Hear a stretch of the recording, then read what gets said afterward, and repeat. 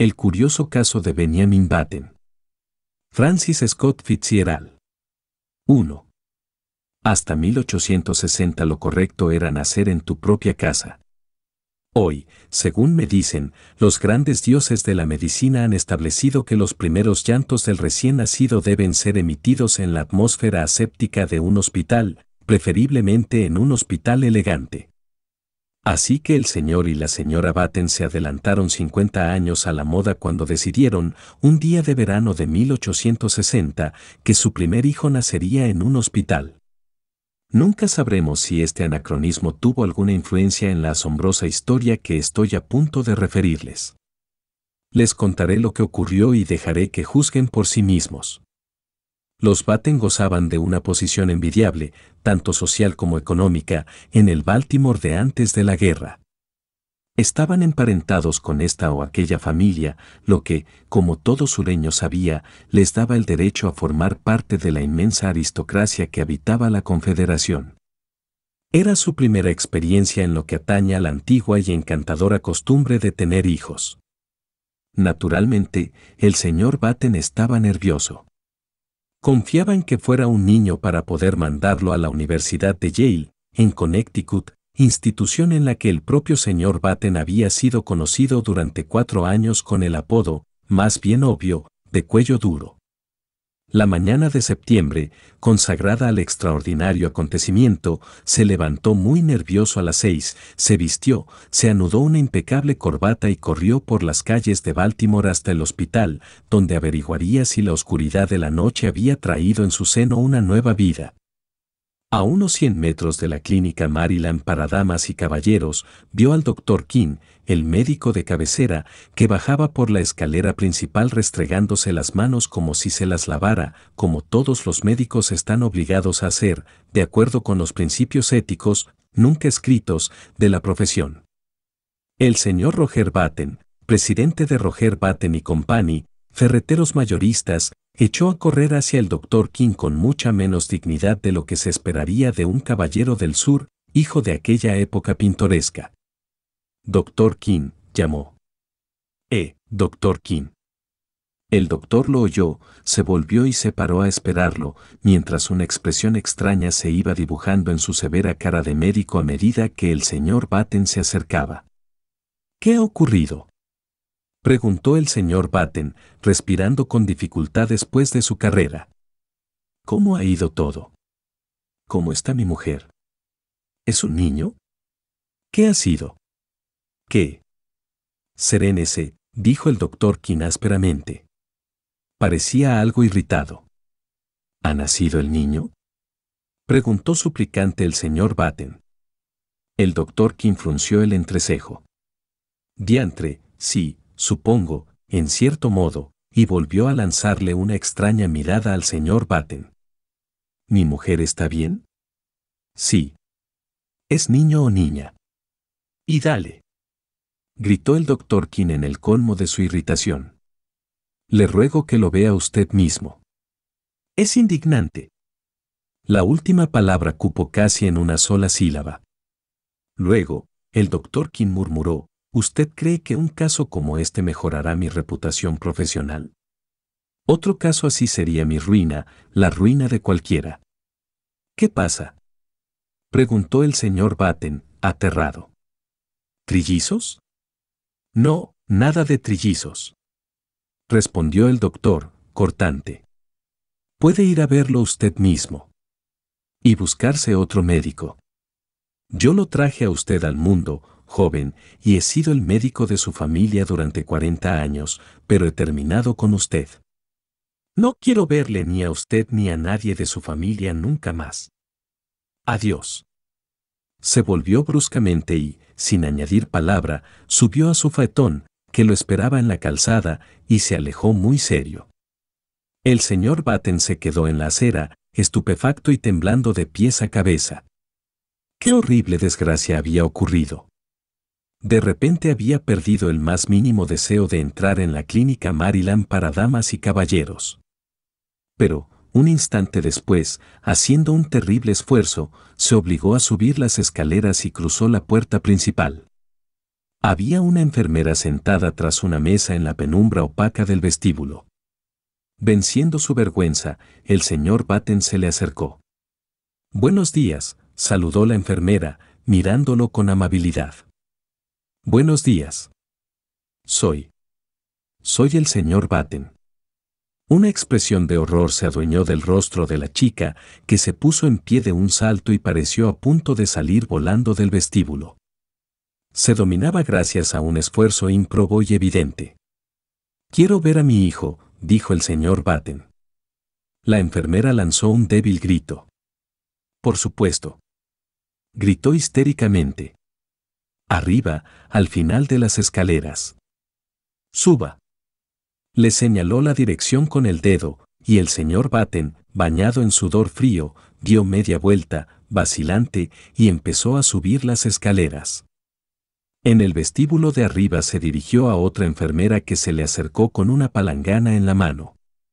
«Soy el señor Batten», consiguió articular. «Quiero ver a mí». Clank.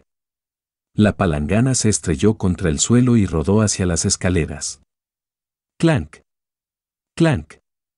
Empezó un metódico descenso, como si participara en el terror general que había desatado aquel caballero. «Quiero ver a mi hijo».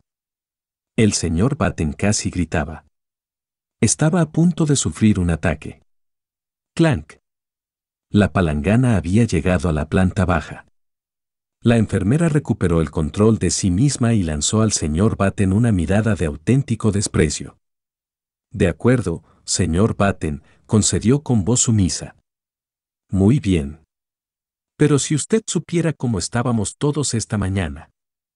Es algo sencillamente indignante. Esta clínica no conservará ni sombra de su reputación después de...» «Rápido», gritó el señor Batten, con voz ronca. «No puedo soportar más esta situación. Venga entonces por aquí, señor Batten». Se arrastró penosamente tras ella. Al final de un largo pasillo llegaron a una sala de la que salía un coro de aullidos, una sala que, de hecho, sería conocida en el futuro como la Sala de los Lloros. Entraron. Alineadas a lo largo de las paredes había media docena de cunas con ruedas, esmaltadas de blanco, cada una con una etiqueta pegada en la cabecera. «Bueno», resopló el señor Batten. «¿Cuál es el mío?» «Aquel», dijo la enfermera. Los ojos del señor Batten siguieron la dirección que señalaba el dedo de la enfermera, y esto es lo que vieron: envuelto en una voluminosa manta blanca, casi saliéndose de la cuna, había sentado un anciano que aparentaba unos 70 años. Sus escasos cabellos eran casi blancos, y del mentón le caía una larga barba color humo que ondeaba absurdamente de acá para allá, abanicada por la brisa que entraba por la ventana. El anciano miró al señor Batten con ojos desvaídos y marchitos, en los que acechaba una interrogación que no hallaba respuesta. «¿Estoy loco?», tronó el señor Batten, transformando su miedo en rabia. «¿O la clínica quiere gastarme una broma de mal gusto?». «A nosotros no nos parece ninguna broma», replicó la enfermera severamente. «Y no sé si usted está loco o no, pero lo que es absolutamente seguro es que ese es su hijo». El sudor frío se duplicó en la frente del señor Batten. Cerró los ojos, volvió a abrirlos y miró. No era un error, veía a un hombre de 70 años, un recién nacido de 70 años, un recién nacido al que las piernas se le salían de la cuna en la que descansaba. El anciano miró plácidamente al caballero y a la enfermera durante un instante, y de repente habló con voz cascada y vieja. «¿Eres mi padre?», preguntó. El señor Batten y la enfermera se llevaron un terrible susto. «Porque, si lo eres», prosiguió el anciano quejumbrosamente, «me gustaría que me sacaras de este sitio, o, al menos, que hicieras que me trajeran una mecedora cómoda». «Pero, en nombre de Dios, ¿de dónde has salido? ¿Quién eres tú?», estalló el señor Batten exasperado. «No te puedo decir exactamente quién soy», replicó la voz quejumbrosa, «porque solo hace unas cuantas horas que he nacido. Pero mi apellido es Batten, no hay duda». «Mientes. Eres un impostor». El anciano se volvió cansinamente hacia la enfermera. Bonito modo de recibir a un hijo recién nacido, se lamentó con voz débil. Dígale que se equivoca, ¿quiere? Se equivoca, señor Batten, dijo severamente la enfermera. Este es su hijo. Debería asumir la situación de la mejor manera posible. Nos vemos en la obligación de pedirle que se lo lleve a casa cuanto antes, hoy, por ejemplo. ¿A casa? Repitió el señor Batten con voz incrédula. Sí, no podemos tenerlo aquí. No podemos, de verdad. ¿Comprende? Yo me alegraría mucho, se quejó el anciano. Menudo sitio. Vamos, el sitio ideal para albergar a un joven de gustos tranquilos. Con todos estos chillidos y llantos no he podido pegar el ojo. He pedido algo de comer, aquí su voz alcanzó una aguda nota de protesta y me han traído una botella de leche. El señor Batten se dejó caer en un sillón junto a su hijo y escondió la cara entre las manos. Dios mío, murmuró aterrorizado. ¿Qué va a decir la gente? ¿Qué voy a hacer? Tiene que llevárselo a casa, insistió la enfermera. Inmediatamente. Una imagen grotesca se materializó con tremenda nitidez ante los ojos del hombre atormentado, una imagen de sí mismo paseando por las abarrotadas calles de la ciudad con aquella espantosa aparición renqueando a su lado. No puedo hacerlo, no puedo, gimió. ¿La gente se pararía a preguntarle y qué iba a decirles? Tendría que presentar a ese septuagenario, este es mi hijo, ha nacido esta mañana temprano. Y el anciano se acurrucaría bajo la manta y seguiría en su camino penosamente, pasando por delante de las tiendas atestadas y el mercado de esclavos. Durante un oscuro instante, el señor Batten deseó fervientemente que su hijo fuera negro, por delante de las lujosas casas de los barrios residenciales y el asilo de ancianos. Vamos. Cálmese, ordenó la enfermera. Mire, anunció de repente el anciano, si cree usted que me voy a ir a casa con esta manta, está completamente equivocada. Los niños pequeños siempre llevan mantas. Con una risa maliciosa el anciano sacó un pañal blanco. Mire, dijo con voz temblorosa. Esto es lo que tenían listo para mí. Los niños pequeños siempre llevan eso, dijo la enfermera remilgadamente. Bueno, dijo el anciano, pues este niño no va a llevar nada puesto dentro de 2 minutos. Esta manta pica. Me podrían haber dado por lo menos una sábana. Déjatela. Déjatela. Se apresuró a decir el señor Batten. Se volvió hacia la enfermera. ¿Qué hago? Vaya al centro y cómprele a su hijo algo de ropa. La voz del anciano siguió al señor Batten hasta el vestíbulo. Y un bastón, papá. Quiero un bastón. El señor Batten salió dando un terrible portazo. 2. Buenos días, dijo el señor Batten, nervioso, al empleado de la mercería Chesapeake. Quisiera comprar ropa para mi hijo. ¿Qué edad tiene su hijo, señor? 6 horas, respondió el señor Batten, sin pensárselo 2 veces. La sección de bebés está en la parte de atrás. Bueno, no creo. No estoy seguro de lo que busco. Es un niño extraordinariamente grande. Excepcionalmente grande. Allí puede encontrar tallas grandes para bebés. ¿Dónde está la sección de chicos? Preguntó el señor Batten, cambiando desesperadamente de tema.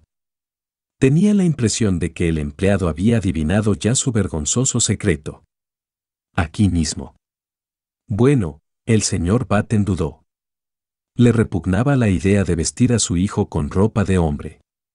Si, por ejemplo, pudiera encontrar un traje de chico grande, muy grande, podría cortar aquella larga y horrible barba y teñir las canas, así conseguiría disimular los peores detalles y conservar algo de su dignidad, por no mencionar su posición social en Baltimore. Pero la búsqueda afanosa por la sección de chicos fue inútil, no encontró ropa adecuada para el Batten que acababa de nacer. Roger Batten le echaba la culpa a la tienda, claro está. En semejantes casos lo apropiado es echarle la culpa a la tienda. ¿Qué edad me ha dicho que tiene su hijo?, preguntó el empleado con curiosidad. Tiene 16 años. Ah, perdone. Había entendido 6 horas. Encontrará la sección de jóvenes en el siguiente pasillo. El señor Batten se alejó con aire triste. De repente, se paró, radiante, y señaló con el dedo hacia un maniquí del escaparate. «Aquel», exclamó. «Me llevo ese traje, el que lleva el maniquí». El dependiente lo miró asombrado. «Pero, hombre», protestó, «ese no es un traje para chicos». «Podría ponérselo un chico, sí, pero es un disfraz». «También se lo podría poner usted». «Envuélvamelo», insistió el cliente, nervioso. Es lo que buscaba. El sorprendido empleado obedeció. De vuelta en la clínica, el señor Batten entró en la sala de los recién nacidos y casi le lanzó el paquete a su hijo. «Aquí tienes la ropa», le espetó. El anciano desenvolvió el paquete y examinó su contenido con mirada burlona. «Me parece un poco ridículo», se quejó. «No quiero que me conviertan en un mono de...». «Tú sí que me has convertido en un mono», estalló el señor Batten, feroz. «Es mejor que no pienses en lo ridículo que pareces. Ponte la ropa, o te pegaré». Le costó pronunciar la última palabra, aunque consideraba que era lo que debía decir. «De acuerdo, padre», era una grotesca simulación de respeto filial. «Tú has vivido más, tú sabes más». «Como tú digas». Como antes, el sonido de la palabra «padre» estremeció violentamente al señor Batten. «Y date prisa». «Me estoy dando prisa, padre». Cuando su hijo acabó de vestirse, el señor Batten lo miró desolado. El traje se componía de calcetines de lunares, leotardo rosa, una blusa con cinturón y un amplio cuello blanco. Sobre el cuello ondeaba la larga barba blanca, que casi llegaba a la cintura. El resultado no era bueno. «Espera». El señor Batten empuñó unas tijeras de quirófano y con 3 rápidos tijeretazos cercenó gran parte de la barba. Pero, a pesar de la mejora, el conjunto distaba mucho de la perfección. La greña enmarañada que aún quedaba, los ojos acuosos, los dientes de viejo producían un raro contraste con aquel traje tan alegre. El señor Batten, sin embargo, era obstinado. Alargó una mano. «Vamos», dijo con severidad. Su hijo le cogió de la mano confiadamente.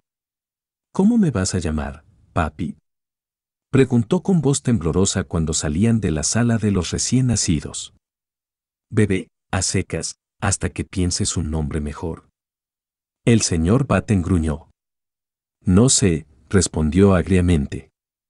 «Creo que te llamaremos Matusalén». 3. Incluso después de que al nuevo miembro de la familia Batten le cortaran el pelo y se lo tiñeran de un negro desvaído y artificial, lo afeitaran hasta el punto de que le resplandeciera la cara y lo equiparan con ropa de muchachito hecha a la medida por un sastre estupefacto, era imposible que el señor Batten olvidara que su hijo era un triste remedo de primogénito. Aunque encorvado por la edad, Benjamin Batten, pues este nombre le pusieron, en vez del más apropiado, aunque demasiado pretencioso, de Matusalén, medía 1,75 metros. La ropa no disimulaba la estatura, ni la depilación y el tinte de las cejas ocultaban el hecho de que los ojos que había debajo estaban apagados, húmedos y cansados. Y, en cuanto vio al recién nacido, la niñera que los Batten habían contratado abandonó la casa, sensiblemente indignada. Pero el señor Batten persistió en su propósito inamovible. Benjamin era un niño, y como un niño había que tratarlo. Al principio, sentenció que, si a Benjamin no le gustaba la leche templada, se quedaría sin comer, pero por fin cedió y dio permiso para que su hijo tomara pan y mantequilla, e incluso, tras un pacto, harina de avena.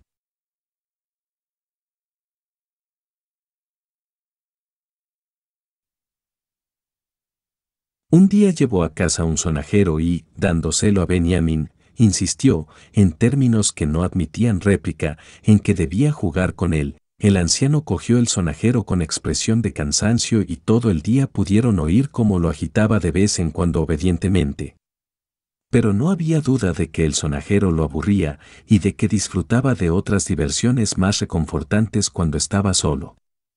Por ejemplo, un día, el señor Batten descubrió que la semana anterior había fumado muchos más puros de los que acostumbraba, fenómeno que se aclaró días después cuando, al entrar inesperadamente en el cuarto del niño, lo encontró inmerso en una vaga humareda azulada, mientras Benjamin, con expresión culpable, trataba de esconder los restos de un habano. Aquello exigía, como es natural, una buena paliza, pero el señor Batten no se sintió con fuerzas para administrarla. Se limitó a advertirle a su hijo que el humo frenaba el crecimiento. El señor Batten, a pesar de todo, persistió en su actitud.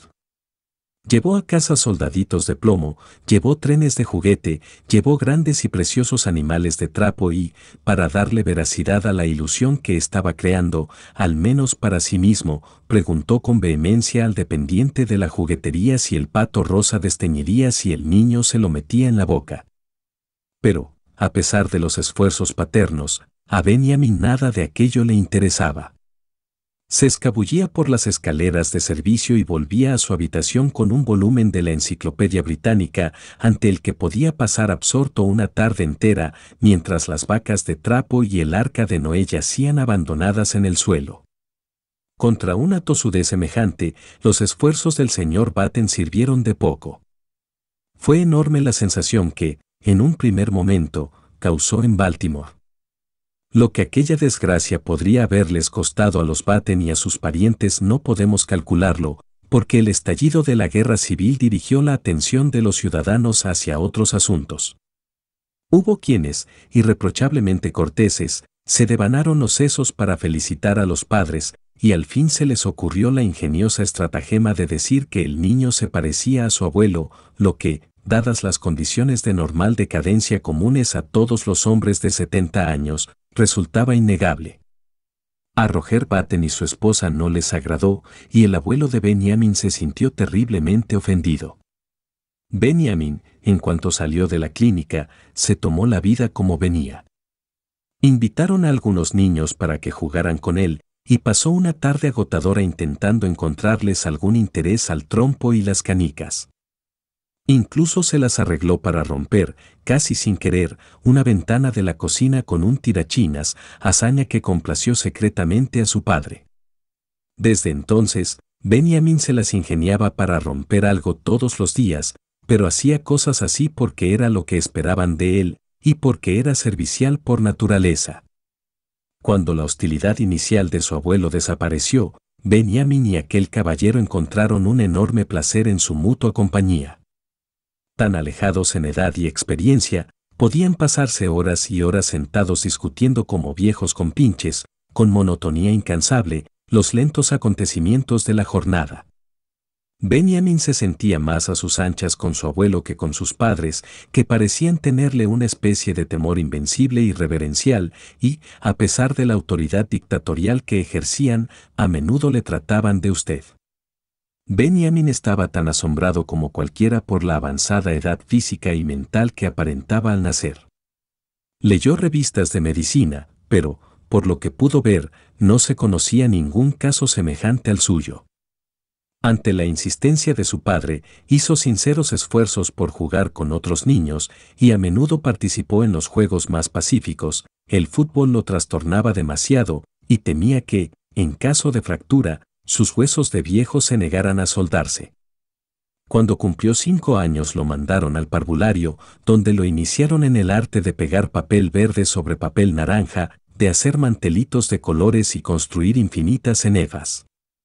Tenía propensión a adormilarse, e incluso a dormirse, en mitad de esas tareas, costumbre que irritaba y asustaba a su joven profesora. Para su alivio, la profesora se quejó con sus padres y estos lo sacaron del colegio.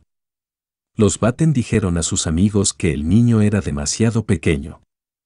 Cuando cumplió 12 años, los padres ya se habían habituado a su hijo. La fuerza de la costumbre es tan poderosa que ya no se daban cuenta de que era diferente a todos los niños, salvo cuando alguna anomalía curiosa les recordaba el hecho. Pero un día, pocas semanas después de su 12º cumpleaños, mientras se miraba al espejo, Benjamin hizo, o creyó hacer, un asombroso descubrimiento. ¿Lo engañaba la vista o le había cambiado el pelo del blanco a un gris acero, bajo el tinte, en sus 12 años de vida? ¿Era ahora menos pronunciada la red de arrugas de su cara? ¿Tenía la piel más saludable y firme, incluso con algo del buen color que da el invierno? No podía decirlo. Sabía que ya no andaba encorvado y que sus condiciones físicas habían mejorado desde sus primeros días de vida. ¿Será que? Pensó en lo más hondo o, más bien, apenas se atrevió a pensar. Fue a hablar con su padre. Ya soy mayor, anunció con determinación. Quiero ponerme pantalones largos. Su padre dudó. Bueno, dijo por fin, no sé.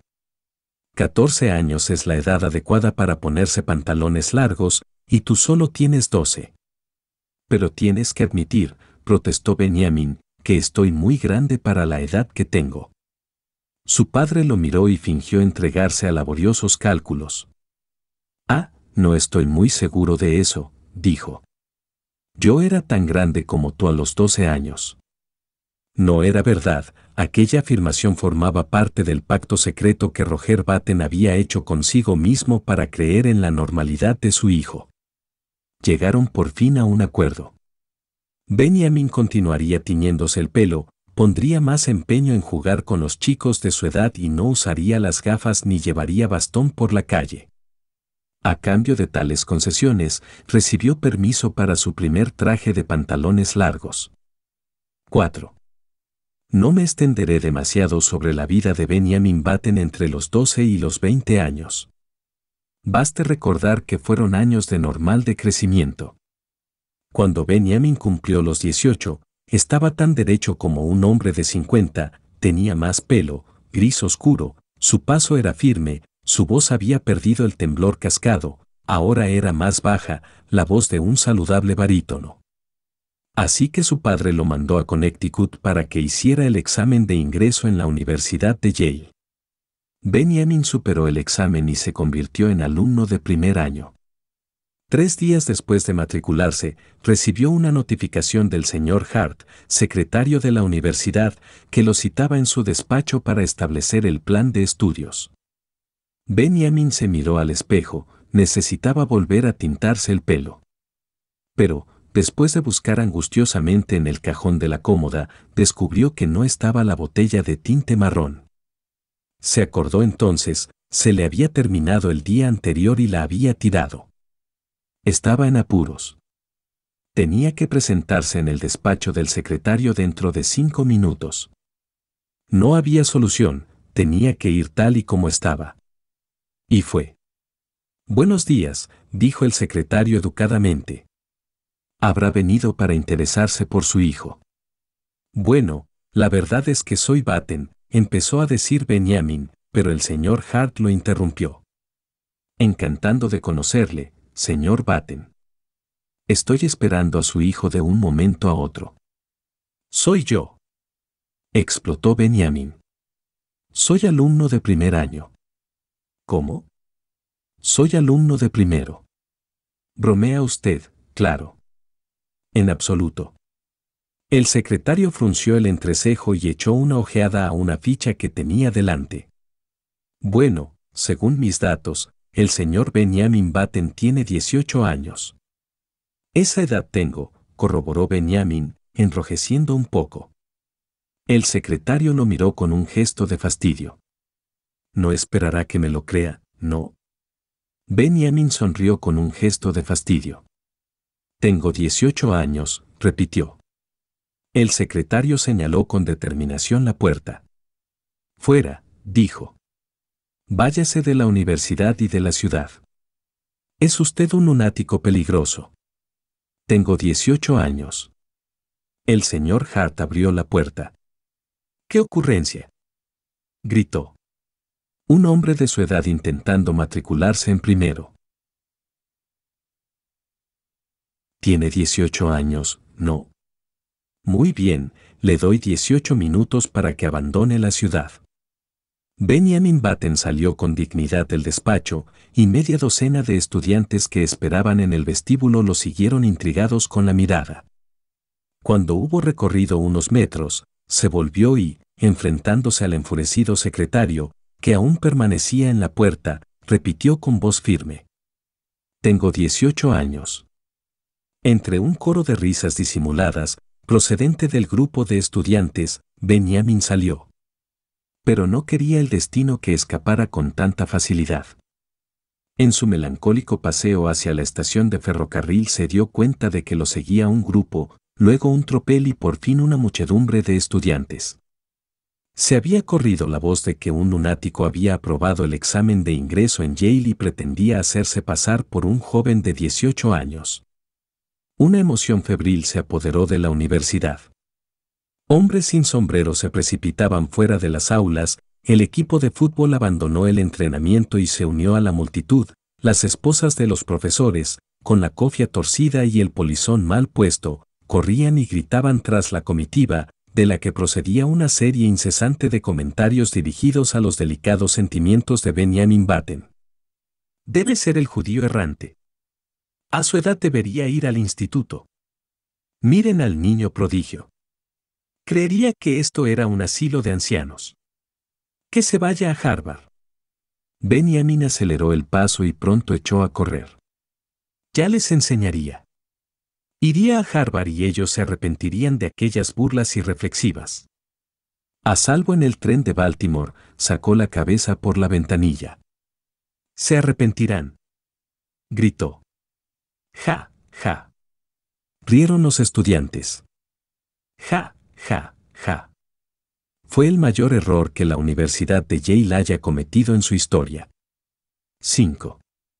En 1880 Benjamin Button tenía 20 años y celebró su cumpleaños comenzando a trabajar en la empresa de su padre, Roger Button y Company, ferreteros mayoristas. Aquel año también empezó a alternar en sociedad, es decir, su padre se empeñó en llevarlo a algunos bailes elegantes. Roger Button tenía entonces 50 años, y él y su hijo se entendían cada vez mejor. De hecho, desde que Benjamin había dejado de tintarse el pelo, todavía canoso, parecían más o menos de la misma edad y podrían haber pasado por hermanos. Una noche de agosto salieron en el faetón vestidos de etiqueta, camino a un baile en la casa de campo de los Chaplin, justo a la salida de Baltimore. Era una noche magnífica. La luna llena bañaba la carretera con un apagado color platino, y, en el aire inmóvil, la cosecha de flores tardías exhalaba aromas que eran como risas suaves, con sordina. Los campos, alfombrados de trigo reluciente, brillaban como si fuera de día. Era casi imposible no emocionarse ante la belleza del cielo, casi imposible. El negocio de la mercería tiene un gran futuro, estaba diciendo Roger Button. No era un hombre espiritual, su sentido de la estética era rudimentario. Los viejos ya tenemos poco que aprender, observó profundamente. Son ustedes, los jóvenes con energía y vitalidad, los que tienen un gran futuro por delante. Las luces de la casa de campo de los Chaplin surgieron al final del camino. Ahora les llegaba un rumor, como un suspiro inacabable, podía ser la queja de los violines o el susurro del trigo plateado bajo la luna. Se detuvieron tras un distinguido carruaje cuyos pasajeros se apeaban ante la puerta. Bajó una dama, la siguió un caballero de mediana edad, y por fin apareció otra dama, una joven bella como el pecado. Benjamin se sobresaltó, fue como si una transformación química disolviera y recompusiera cada partícula de su cuerpo. Se apoderó de él cierta rigidez, la sangre le afluyó a las mejillas y a la frente, y sintió en los oídos el palpitar constante de la sangre. Era el primer amor. La chica era frágil y delgada, de cabellos cenicientos a la luz de la luna y color miel bajo las chisporroteantes lámparas del pórtico. Llevaba echada sobre los hombros una mantilla española del amarillo más pálido, con bordados en negro. Sus pies eran relucientes capullos que asomaban bajo el traje con polizón. Roger Batten se acercó confidencialmente a su hijo. Esa, dijo, es la joven Hildegard Moncrief, la hija del general Moncrief. Benjamin asintió con frialdad. Una criatura preciosa, dijo con indiferencia. Pero, en cuanto el criado negro se hubo llevado el carruaje, añadió, ¿podrías presentármela, papá? Se acercaron a un grupo en el que la señorita Moncrief era el centro. Educada según las viejas tradiciones, se inclinó ante Benjamin. Sí, le concedería un baile. Benjamin le dio las gracias y se alejó tambaleándose. La espera, hasta que llegara su turno, se hizo interminablemente larga. Benjamin se quedó cerca de la pared, callado, inescrutable, mirando con ojos asesinos a los aristocráticos jóvenes de Baltimore que mariposeaban alrededor de Hildegard Moncrief con caras de apasionada admiración. Qué detestables le parecían a Benjamin, qué intolerablemente sonrosados. Aquellas barbas morenas y rizadas le provocaban una sensación parecida a la indigestión. Pero cuando llegó su turno, y se deslizaba con ella por la movediza pista de baile al compás de El último vals de París, la angustia y los celos se derritieron como un manto de nieve. Ciego de placer, hechizado, sintió que la vida acababa de empezar. Usted y su hermano llegaron cuando llegábamos nosotros, ¿verdad? Preguntó Hildegard, mirándolo con ojos que brillaban como esmalte azul. Benjamin dudó. Si Hildegard lo tomaba por el hermano de su padre, ¿debía aclarar la confusión? Recordó su experiencia en Yale y decidió no hacerlo. Sería una descortesía contradecir a una dama, sería un crimen echar a perder aquella exquisita oportunidad con la grotesca historia de su nacimiento. Más tarde, quizá. Así que asintió, sonrió, escuchó, fue feliz. Me gustan los hombres de su edad, decía Hildegard. Los jóvenes son tan tontos. Me cuentan cuánto champán bebieron en la universidad y cuánto dinero perdieron jugando a las cartas. Los hombres de su edad saben apreciar a las mujeres. Benjamin sintió que estaba a punto de declararse. Dominó la tentación con esfuerzo. Usted está en la edad romántica, continuó Hildegard. 50 años. A los 25, los hombres son demasiado mundanos, a los 30, están atosigados por el exceso de trabajo. Los 40 son la edad de las historias largas, para contarlas se necesita un puro entero, los 60. Los 60 están demasiado cerca de los 70, pero los 50 son la edad de la madurez. Me encantan los 50. Los 50 le parecieron a Benjamin una edad gloriosa. Deseó apasionadamente tener 50 años. Siempre lo he dicho, continuó Hildegard, prefiero casarme con un hombre de 50 años y que me cuide, a casarme con uno de 30 y cuidar de él. Para Benjamin el resto de la velada estuvo bañado por una neblina color miel. Hildegard le concedió 2 bailes más y descubrieron que estaban maravillosamente de acuerdo en todos los temas de actualidad. Darían un paseo en Calesa el domingo y hablarían más detenidamente. Volviendo a casa en el faetón, justo antes de romper el alba, cuando empezaban a zumbar las primeras abejas y la luna consumida brillaba débilmente en la niebla fría, Benjamin se dio cuenta vagamente de que su padre estaba hablando de ferretería al por mayor. ¿Qué asunto propones que tratemos, además de los clavos y los martillos? Decía el señor Batten. Los besos, respondió Benjamin, distraído. ¿Los pesos? Exclamó Roger Batten. Pero si acabo de hablar de pesos y básculas. Benjamin lo miró aturdido, y el cielo, hacia el este, reventó de luz, y una oropéndola bostezó entre los árboles que pasaban veloces. 6. Cuando, 6 meses después, se supo la noticia del compromiso entre la señorita Hildegard Moncrief y el señor Benjamin Batten, y digo, se supo la noticia, porque el general Moncrief declaró que prefería arrojarse sobre su espada antes que anunciarlo, la conmoción de la alta sociedad de Baltimore alcanzó niveles febriles. La casi olvidada historia del nacimiento de Benjamin fue recordada y propalada escandalosamente a los 4 vientos de los modos más picarescos e increíbles. Se dijo que, en realidad, Benjamin era el padre de Roger Batten, que era un hermano que había pasado 40 años en la cárcel, que era el mismísimo John Wilkes Booth disfrazado, y que 2 cuernecillos despuntaban en su cabeza. Los suplementos dominicales de los periódicos de Nueva York explotaron el caso con fascinantes ilustraciones que mostraban la cabeza de Benjamin Batten acoplada al cuerpo de un pez o de una serpiente, o rematando una estatua de bronce. Llegó a ser conocido en el mundo periodístico como el misterioso hombre de Maryland. Pero la verdadera historia, como suele ser normal, apenas tuvo difusión.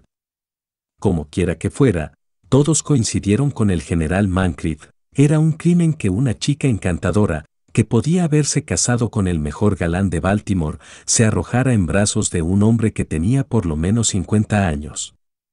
Fue inútil que el señor Roger Batten publicara el certificado de nacimiento de su hijo en grandes caracteres en el Blast de Baltimore. Nadie lo creyó. Bastaba tener ojos en la cara y mirar a Benjamin. Por lo que se refiere a las 2 personas a quienes más concernía el asunto, no hubo vacilación alguna.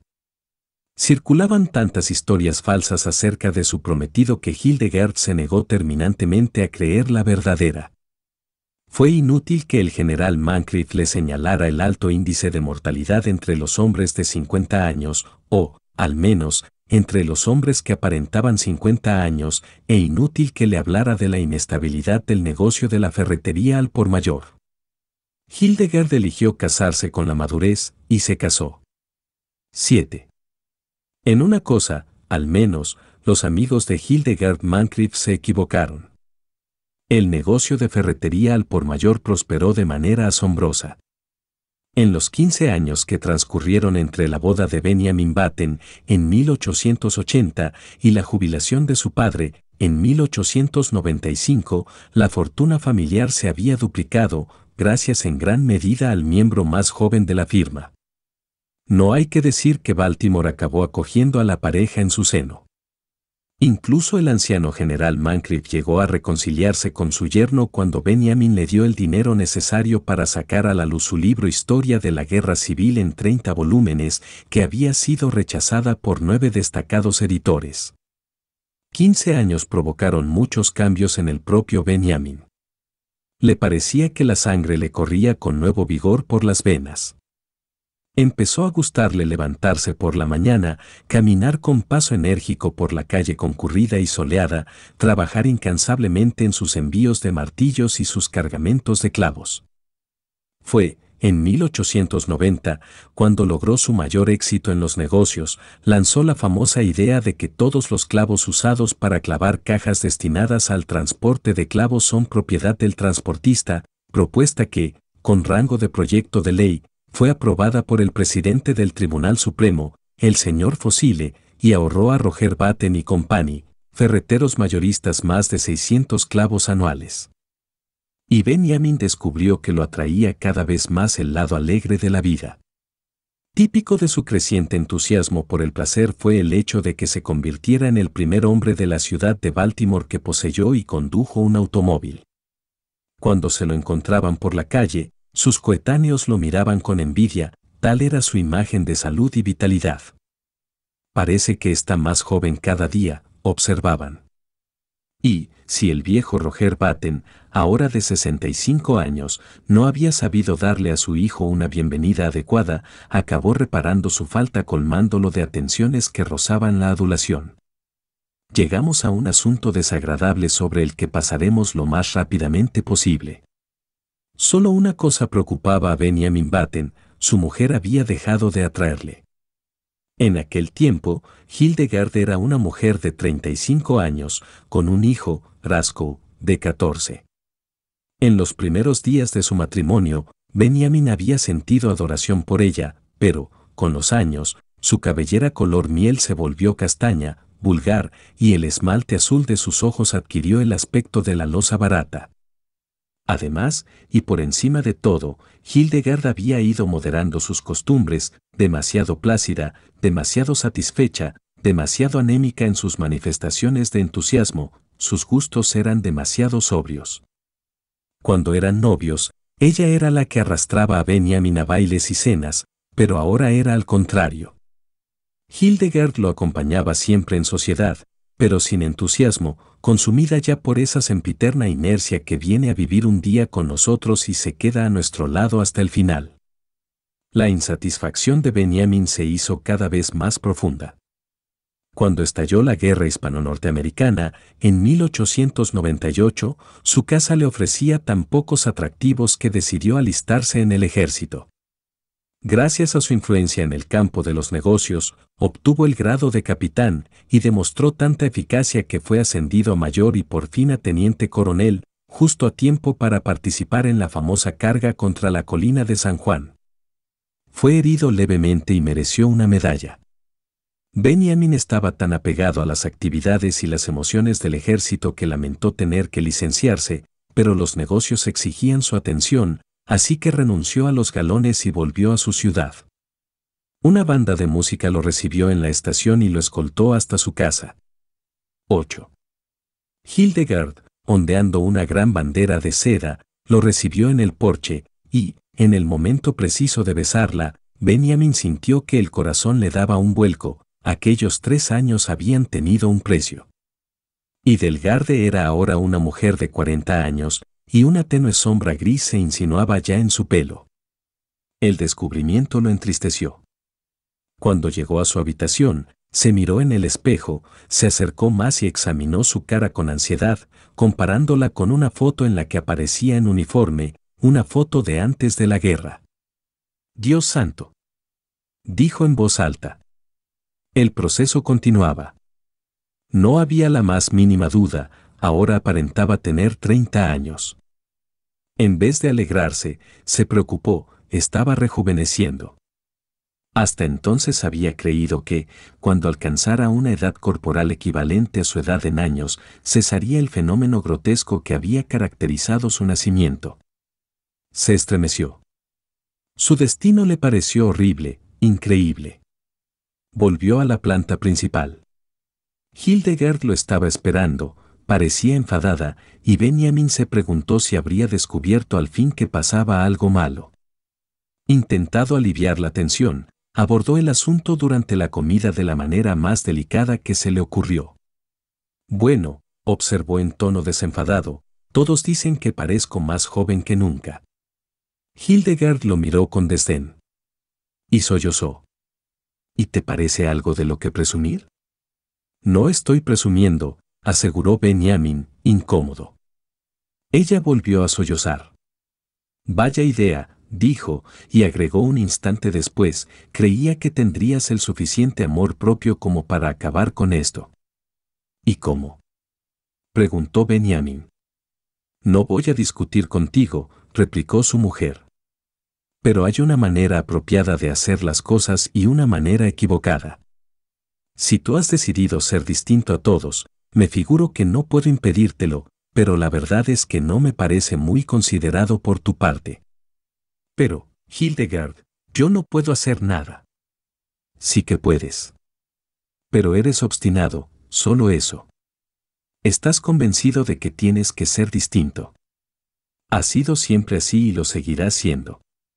Pero piensa, solo un momento, ¿qué pasaría si todos compartieran tu manera de ver las cosas, cómo sería el mundo?»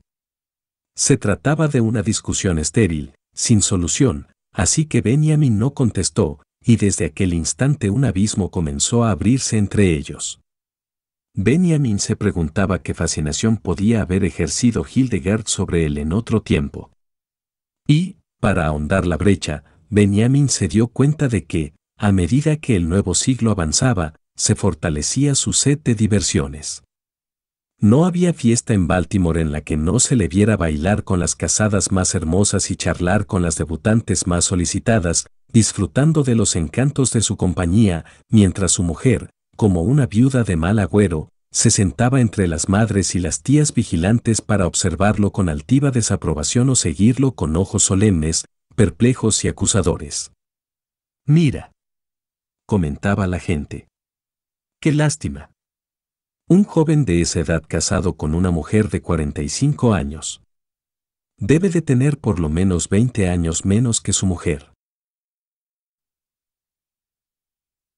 Habían olvidado, porque la gente olvida inevitablemente, que ya, en 1880, sus papás y mamás también habían hecho comentarios sobre aquel matrimonio mal emparejado. Pero la gran variedad de sus nuevas aficiones compensaba la creciente infelicidad hogareña de Benjamin. Descubrió el golf y obtuvo grandes éxitos.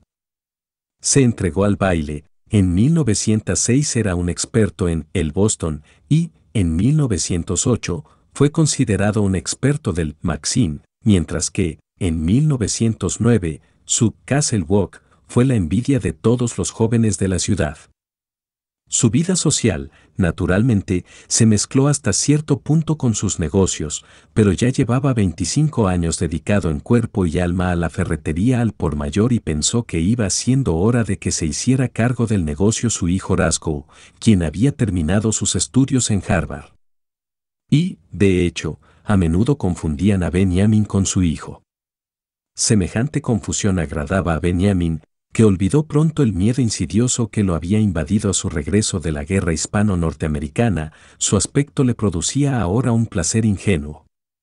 Solo tenía una contraindicación: aquel delicioso ungüento, detestaba aparecer en público con su mujer. Hildegard tenía casi 50 años, y, cuando la veía, se sentía completamente absurdo. 9.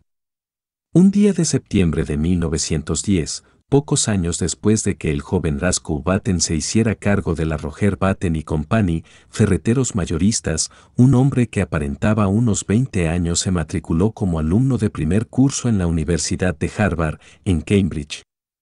No cometió el error de anunciar que se vería de 50 años, ni mencionó el hecho de que su hijo había obtenido su licenciatura en la misma institución 10 años antes.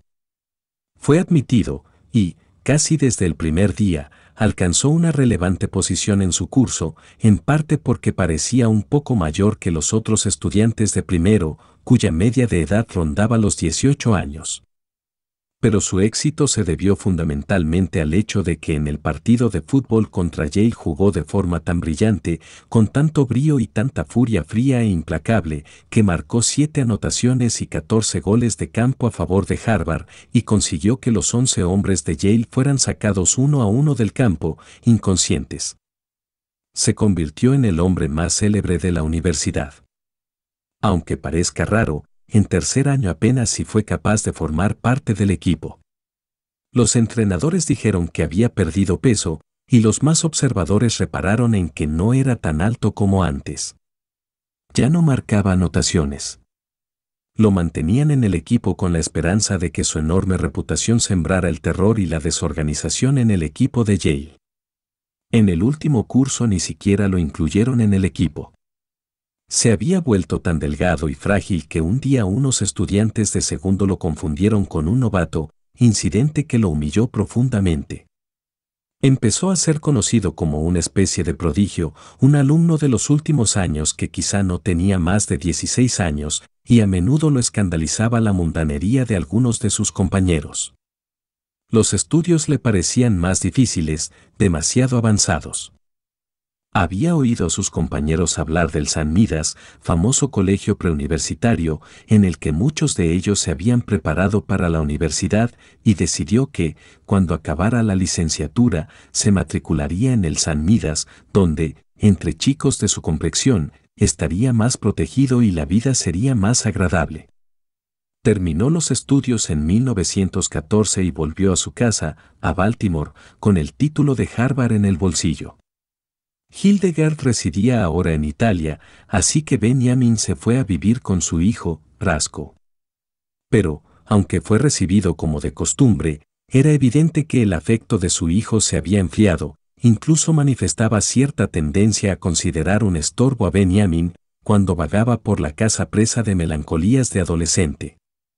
Roscoe se había casado, ocupaba un lugar prominente en la vida social de Baltimore y no deseaba que en torno a su familia se suscitara el menor escándalo. Benjamin ya no era persona grata entre las debutantes y los universitarios más jóvenes y se sentía abandonado, muy solo, con la única compañía de 3 o 4 chicos de la vecindad, de 14 o 15 años. Recordó el proyecto de ir al colegio de St. Midas. «Oye», Le dijo Arasco un día, ¿cuántas veces tengo que decirte que quiero ir al colegio? Bueno, pues ve, entonces, abrevió Arasco. El asunto le desagradaba y deseaba evitar la discusión. No puedo ir solo, dijo Benjamin, vulnerable. Tienes que matricularme y llevarme tú. No tengo tiempo, declaró Arasco con brusquedad. Entrecerró los ojos y miró preocupado a su padre. El caso es, añadió, que ya está bien, sería mejor que ya no continúes con esto, ¿no? Sería mejor, se interrumpió, y su cara se volvió roja mientras buscaba las palabras. Tienes que dar un giro de 180 grados, empezar de nuevo, pero en dirección contraria. Esto ya ha ido demasiado lejos para ser una broma. Ya no tiene gracia. Tú, ya es hora de que te portes bien. Benjamin lo miró, al borde de las lágrimas. Y otra cosa, continuó Rasco, cuando haya visitas en casa, quiero que me llames tío, no Rasco, sino tío, ¿comprendes? Parece absurdo que un niño de 15 años me llame por mi nombre de pila. Quizá harías bien en llamarme tío siempre, así te acostumbrarías. Después de mirar severamente a su padre, Rasco le dio la espalda. 10. Cuando terminó esta discusión, Benjamin, muy triste, subió a su dormitorio y se miró al espejo. No se afeitaba desde hacía 3 meses, pero apenas si se descubría en la cara una pelusilla incolora que no valía la pena tocar. La primera vez que, en vacaciones, volvió de Arvad, Rasco se había atrevido a sugerirle que debería llevar gafas y una barba postiza pegada a las mejillas. Por un momento pareció que iba a repetirse la farsa de sus primeros años. Pero la barba le picaba y le daba vergüenza. Benjamin lloró, y Rasco había acabado cediendo a regañadientes. Benjamin abrió un libro de cuentos para niños, Los Boy Scouts en la bahía de Bimini, y comenzó a leer. Pero no podía quitarse de la cabeza la guerra. Hacía un mes que Estados Unidos se había unido a la causa aliada y Benjamin quería alistarse, pero, 16 años eran la edad mínima y Benjamin no parecía tenerlos. De cualquier modo, su verdadera edad, 55 años, también lo inhabilitaba para el ejército. Llamaron a la puerta y el mayordomo apareció con una carta con gran membrete oficial en una esquina, dirigida al señor Benjamin Batten. Benjamin la abrió, rasgando el sobre con impaciencia, y leyó la misiva con deleite. Muchos militares de alta graduación, actualmente en la reserva, que habían prestado servicio durante la guerra con España, estaban siendo llamados al servicio con un rango superior. Con la carta se adjuntaba su nombramiento como general de brigada del ejército de Estados Unidos y la orden de incorporarse inmediatamente. Benjamin se puso en pie de un salto, casi temblando de entusiasmo. Aquello era lo que había deseado. Cogió su gorra y 10 minutos después entraba en una gran sastrería de Charles Street y, con insegura voz de tiple, ordenaba que le tomaran medidas para el uniforme. ¿Quieres jugar a los soldados, niño?, preguntó un empleado con indiferencia. Benjamin enrojeció. Oiga, a usted no le importa lo que yo quiera, replicó con rabia. Me llamo Batten y vivo en la Montana Vernon Place, así que ya sabe quién soy. Bueno, admitió el empleado, titubeando, por lo menos sé quién es su padre. Le tomaron las medidas y una semana después estuvo listo el uniforme. Tuvo algunos problemas para conseguir los galones e insignias de general porque el comerciante insistía en que una bonita insignia de la Asociación de Jóvenes Cristianas quedaría igual de bien y sería mucho mejor para jugar. Sin decirle nada a Rasco, Benjamin salió de casa una noche y se trasladó en tren al campamento Mosby, en Carolina del Sur, donde debía asumir el mando de una brigada de infantería. En un sofocante día de abril, Benjamin llegó a las puertas del campamento, pagó el taxi que lo había llevado hasta allí desde la estación y se dirigió al centinela de guardia. «Que alguien recoja mi equipaje», dijo enérgicamente. El centinela lo miró con mala cara. «Dime», observó, «¿a dónde vas disfrazado de general, niño?» Benjamin, veterano de la guerra hispano-norteamericana, se volvió hacia el soldado echando chispas por los ojos, pero, por desgracia, con voz aguda e insegura. «Cuádrese», intentó decir con voz de trueno, hizo una pausa para recobrar el aliento e inmediatamente vio como el centinela entrechocaba los talones y presentaba armas. Benjamin disimuló una sonrisa de satisfacción, pero cuando miró a su alrededor la sonrisa se le heló en los labios.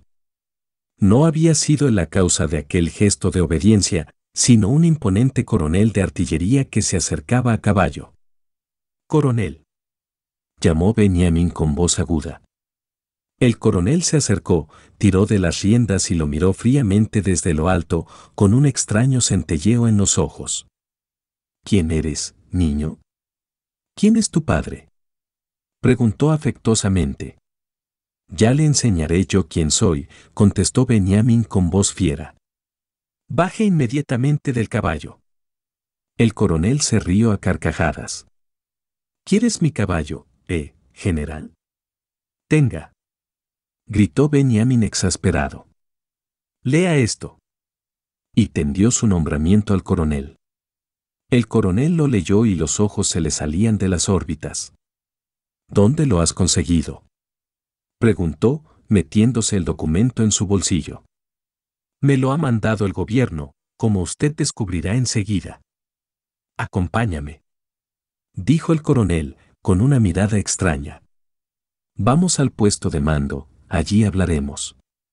«Venga, vamos». El coronel dirigió su caballo, al paso, hacia el puesto de mando. Y Benjamin no tuvo más remedio que seguirlo con toda la dignidad de la que era capaz, prometiéndose, mientras tanto, una dura venganza. Pero la venganza no llegó a materializarse hasta 2 días después. Su hijo Roscoe, que llegó de Baltimore, acalorado y de mal humor por el viaje inesperado, escoltó al lloroso general, sin uniforme, de vuelta a casa. 11. En 1920 nació el primer hijo de Roscoe Batten. Durante las fiestas de rigor, a nadie se le ocurrió mencionar que el chiquillo mugriento que aparentaba unos 10 años de edad y jugueteaba por la casa con soldaditos de plomo y un circo en miniatura era el mismísimo abuelo del recién nacido.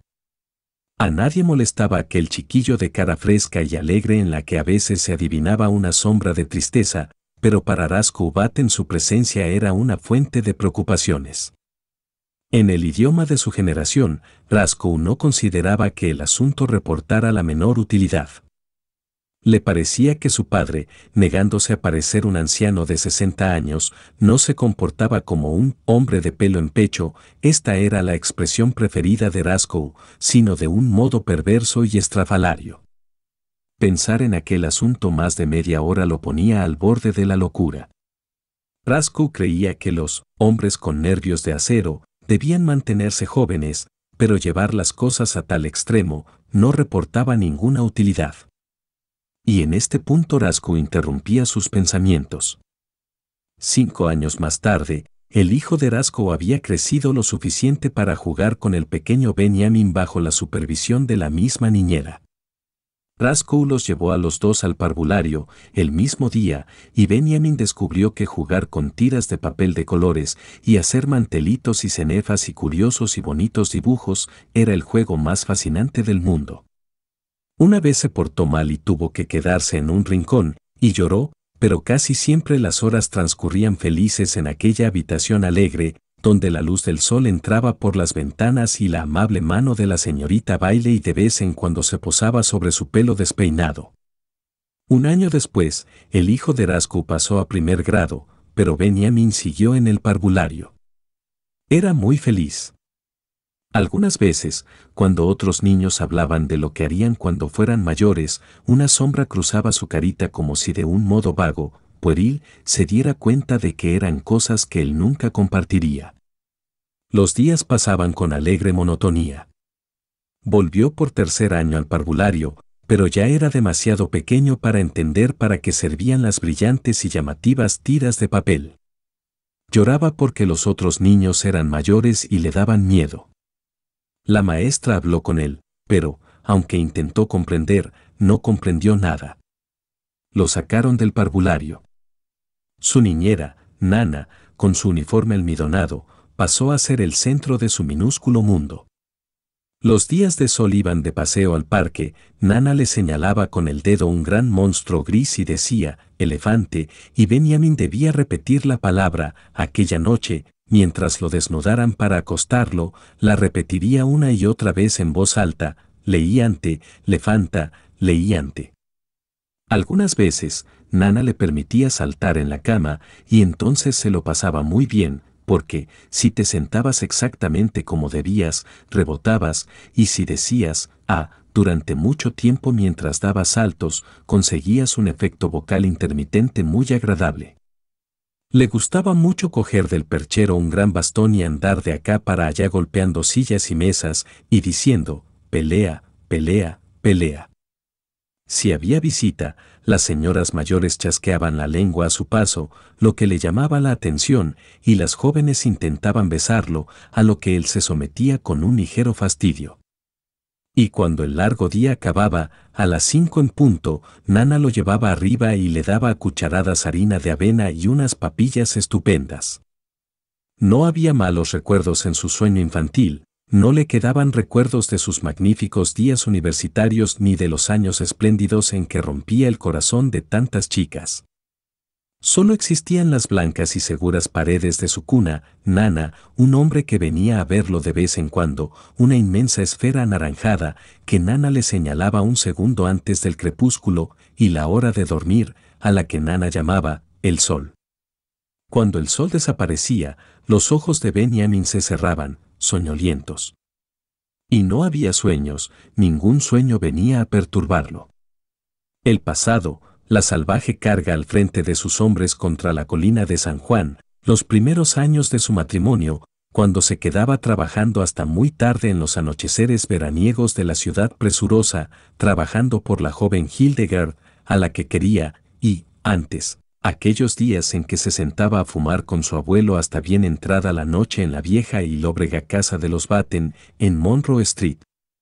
Todo se había desvanecido como un sueño inconsistente, pura imaginación, como si nunca hubiera existido. No se acordaba de nada. No recordaba con claridad si la leche de su última comida estaba templada o fría, ni el paso de los días.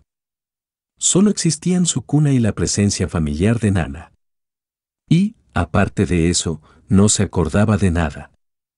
Cuando tenía hambre lloraba, eso era todo. Durante las tardes y las noches respiraba, y lo envolvían suaves murmullos y susurros que apenas oía, y olores casi indistinguibles, y luz y oscuridad.